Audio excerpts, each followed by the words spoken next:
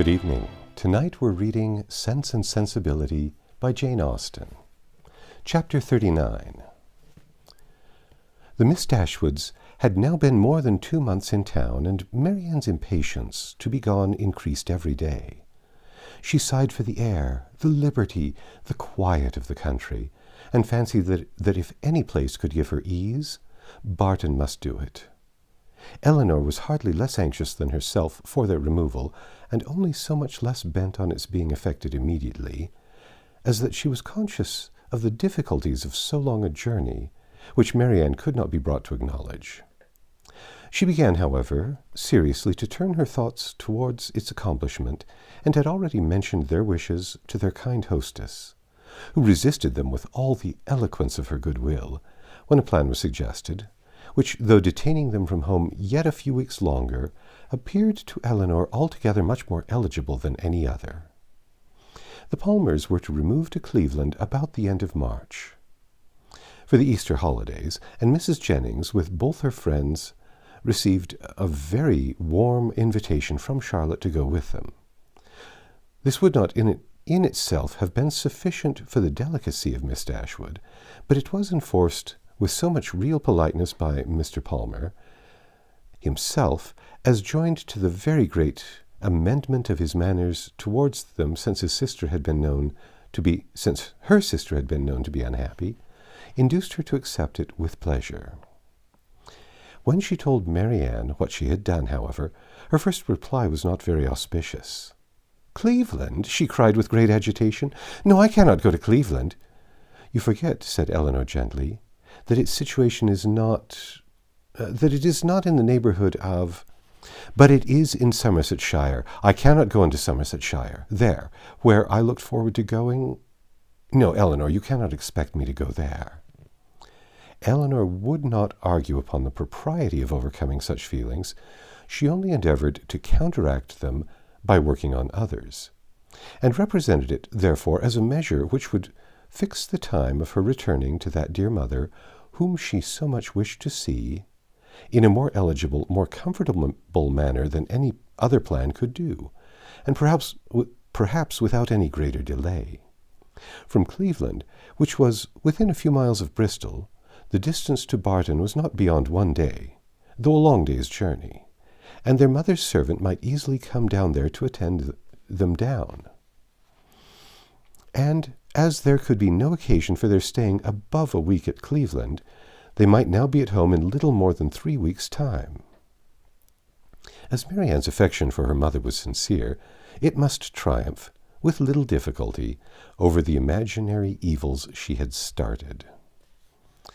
Mrs. Jennings was so far from being weary of her guests that she pressed them very earnestly to return with her again from Cleveland. Elinor was grateful for the attention, but it could not alter their design, and their mother's concurrence being readily gained, everything relative to their return was arranged as far as it could be, and Marianne found some relief in drawing up a statement of the hours that were yet to divide her from Barton. "Ah, Colonel, I do not know what you and I shall do without the Miss Dashwoods," was Mrs. Jennings' address to him when he first called on her.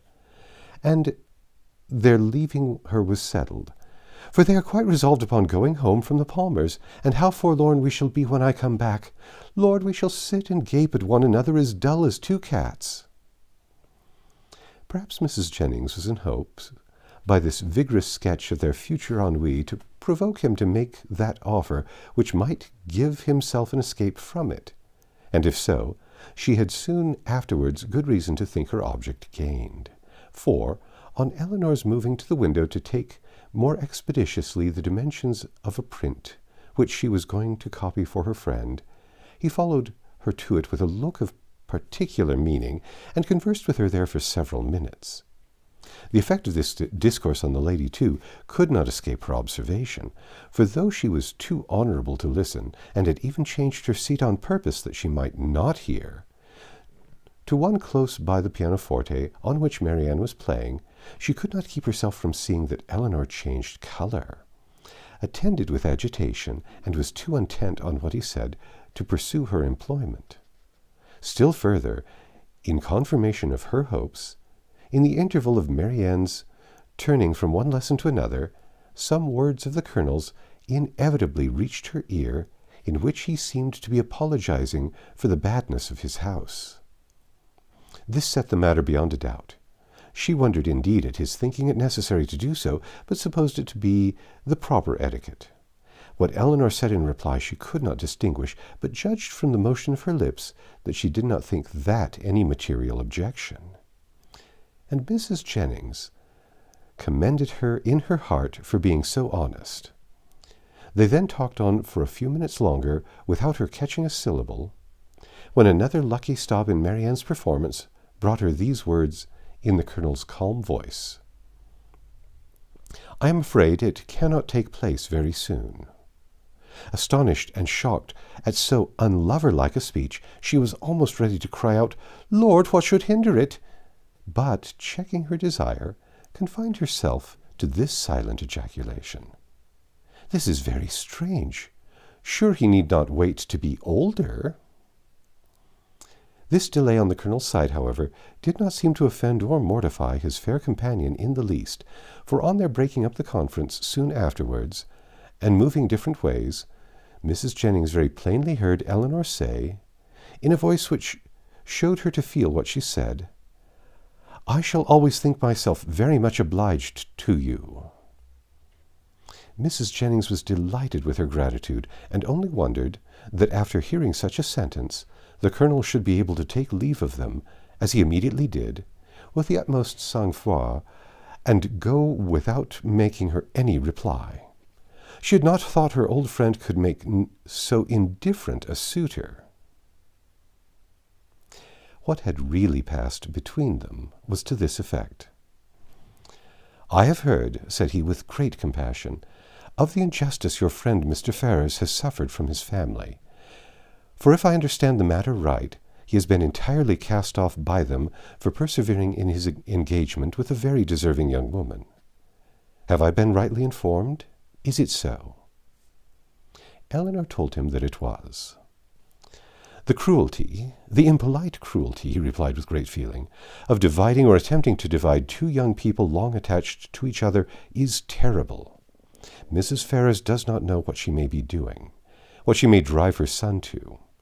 I have seen Mr. Ferrars 2 or 3 times in Harley Street, and am much pleased with him. He is not a young man with whom one can be intimately acquainted in a short time, but I have seen enough of him to wish him well for his own sake. And as a friend of yours I wish it still more. I understand that he intends to take orders. Will you be so good as to tell him that the living of Delaford, now just vacant, as I am informed by this day's post, is his, if he thinks it worth his acceptance, but that perhaps, so unfortunately circumstanced as he is now, it may be nonsense to appear to doubt. I only wish it were more valuable. It is a rectory, but a small one. The late incumbent, I believe, did not make more than £200 per annum, and though it is certainly capable of improvement, I fear not to such an amount as to afford him a very comfortable income. Such as it is, however, my pleasure in presenting him to it will be very great. Pray assure him of it." Elinor's astonishment at this commission could hardly have been greater, had the Colonel been really making her an offer of his hand. The preferment, which only 2 days before she had considered as hopeless for Edward, was already provided to enable him to marry, and she, of all people in the world, was fixed on to bestow it. Her emotion was such as Mrs. Jennings had attributed to a very different cause. But whatever minor feelings, less pure, less pleasing, might have a share in that emotion, her esteem for the general benevolence and her gratitude for the particular friendship which together prompted Colonel Brandon to this act, were strongly felt and warmly expressed.